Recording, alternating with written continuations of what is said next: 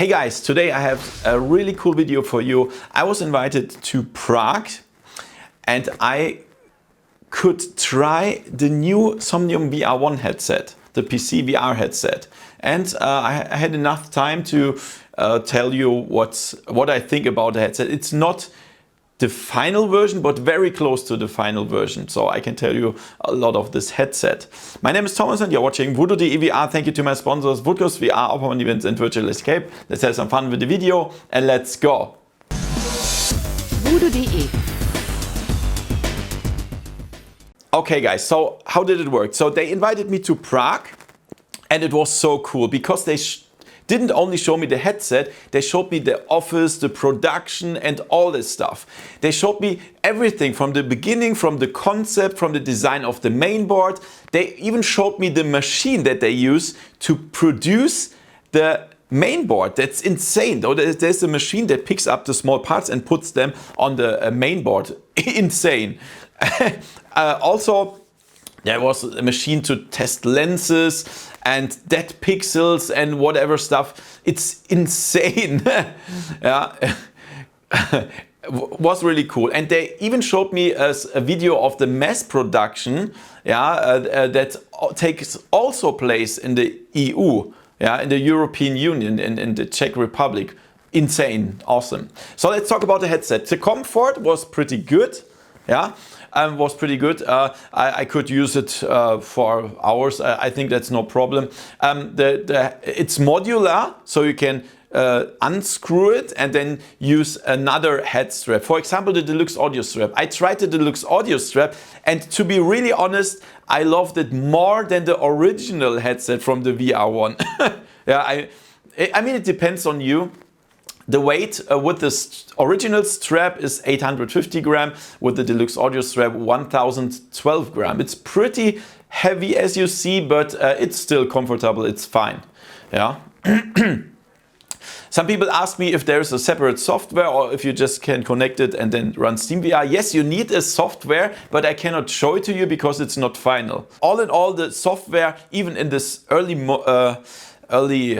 version, was very stable. They restarted everything, no errors. Like for example with the Pimax software, I also need like 50 minutes to get rid of all the errors that appear, but that was pretty stable. So when we talk about the content, you can do everything what you can do with the PC VR headset, of course, Steam VR and so on. But there's no standalone mode, to be clear. So the display. So we have a mini QLED with 2880 by 2880 with 35 pixel per degree and up to 144 Hertz. You can also go down like 72 Hertz for simmers and so on. That's possible. The colors were really good. There were no pixels. Everything was very clear. Really awesome. I also saw some black scenes, was also good. So the display, I think it's the same like with the Pimax Crystal and it's a good display. It's definitely good. The lenses. To be honest, I didn't like the lenses that I tried, but they are not final. They're not final. They are dual lens aspheric modules, really like some cool modules there. They still don't have coating. In the final version, everything will be a little bit different. So the problem, when I used the headset for the first time, the VR1, I instantly saw the chromatic aberration. And that was annoying for me. That was annoying for me. And I also had some barrel distortion right in the middle of the picture. So if I move the headset, it looks strange. But then I tried another headset, another VR1, and there was no barrel distortion. So I told them, what the heck is that? And they said, for now the lenses are produced manually, but in the mass production it should be better, they say. I hope so. When we talk about binocular overlap, edge-to-edge clarity and sweet spot, they are all fine. I didn't see any problems, at least for me, but it's very individual, you know that. As well as the field of view. So I can already tell you again, these values are very individual. You will have completely different values. These are my values. So the field of view was really good. I had like a vertical 96 degree and horizontal 108 degree. I know you perhaps you say, what the heck, why is that so low? It's always for me that I have a very low field of view. All the other guys that tried that had a higher field of view. So what I also tried, I removed the face insert and then I had vertical 96 and horizontal 122. Yeah. So I would say the field of view is like the Pimax Crystal for me. Yeah.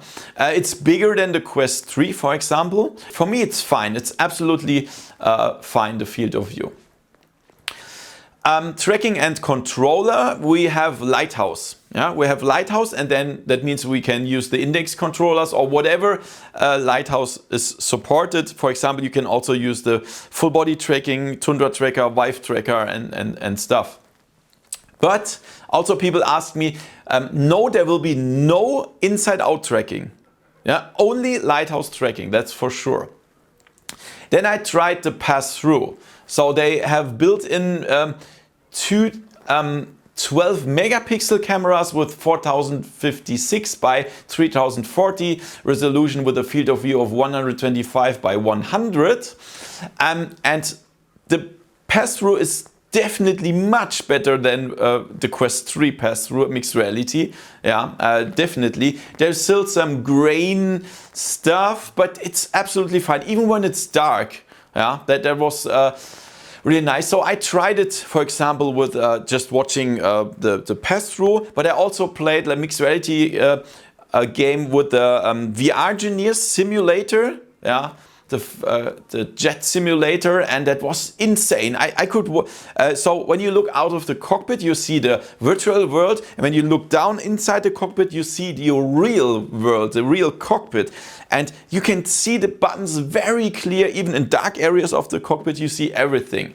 So the mixed reality pass-through is awesome. It's really good. When we talk about the IPD adjustment, we have a small slider under the headset. Unfortunately, that was not final, that was 3D printed, so it was very light to move. That I didn't like that, but they will fix that. For me, I have like IPD 60 and there was no problem. Yeah. I also tried hand tracking. They have an ultra leap module with a field of view of 170 by 170 at 120 Hertz, and the reaction was perfect. No latency. You can move your fingers ultra fast and there was no problem. But it's still not final. Yeah, so when I moved my hands a little bit to the side, tracking was lost. Yeah, and also some items fall on the ground and so on. So it's not reliable now, but it will be later in the final version.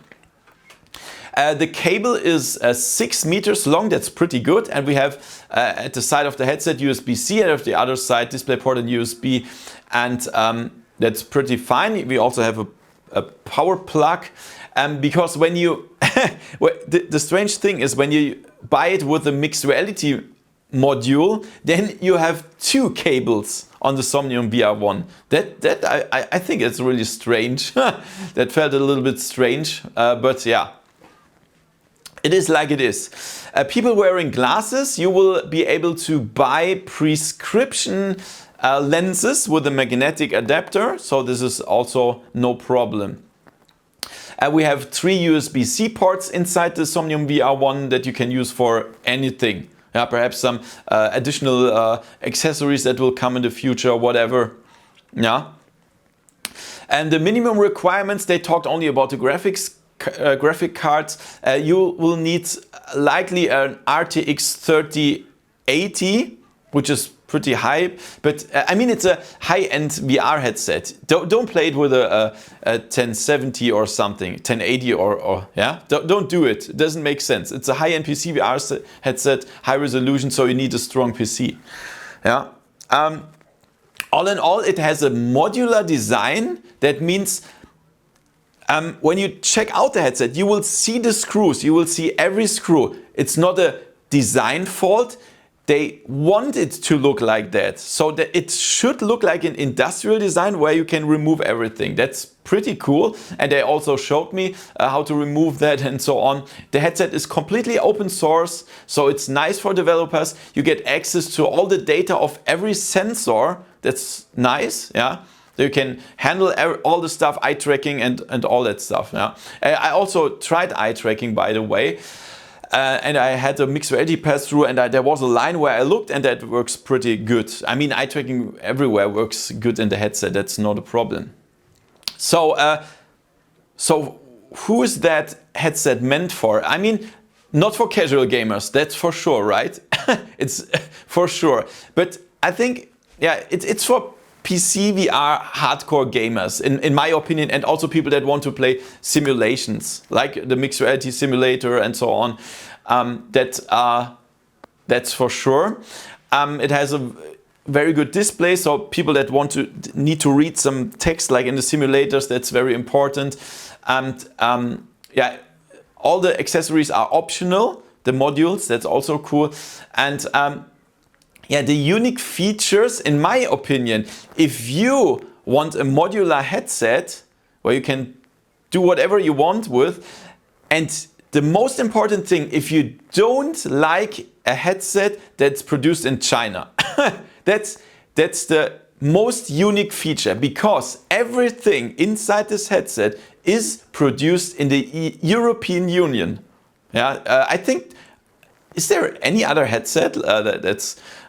I don't think so. So if you just don't like stuff from China, go for it. But now let's go to the next topic.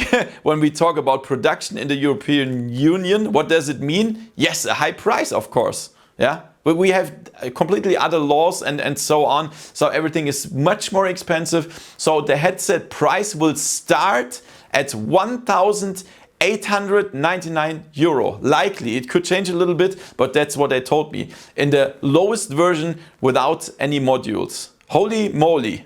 Yeah? But that's it. They are aware that not many people will buy that because it's a niche. Yeah? It's a unique modular headset that's produced in the European Union, and that's what they want. Yeah? So there will not be like millions of headsets sold. We all know that, yeah. So the release will be at the beginning of 2024 at Somnium Connect. I think there is it's at end of February, yeah. And then you can pre-order it, and shortly after that it will be shipped. That's pretty cool. Yeah, and if you want to reserve the Somnium VR1, you can go via the link. It's for free to reserve a unit, and yeah, when the first one who reserved it gets it first. That makes sense, right? So yeah, that's it. So all in all, I would say it's not a bad headset. They should definitely fix the lenses. I didn't like the lenses, the chromatic aberration, barrel distortion. I didn't like that. But they said in the final production unit it will be better, hopefully. Yeah. I love the custom head strap that you can do whatever you want with the headset, and that it's modular. Yeah. I also love that they decided not to include a standalone mode and a battery. So that doesn't make sense. If I want to play PC VR hardcore stuff, I don't need a standalone. That's what Pimax did wrong with the Pimax Crystal. Nobody needs that shit. Yeah. And thank you to Somnium Space that they decided not to include standalone and the chip that nobody needs and so on. But all in all, I'm pretty sure they will have a hard time to compete against Pimax, for example. Yeah. And it will be a hard thing. Because many people just don't care about where the headset comes from. They just want a cheaper headset. Yeah, that's it. But there will be some people, I'm pretty sure, that want the Somnium VR1. So all in all, it was a nice trip, and I hope I could answer all your questions. I also tried some other cool stuff like the Tesla suit and so on. It was also very, very nice and so on. So I hope I answered all questions. If not, please write them in the comments below, and please make sure to check out the description, because some things I'm not sure about. For example, the microphone, I didn't try it for myself. but they showed me an audio track and that sounds very good. And also the sound itself, I'm pretty sure, I don't even remember, but I didn't hear sound all the time.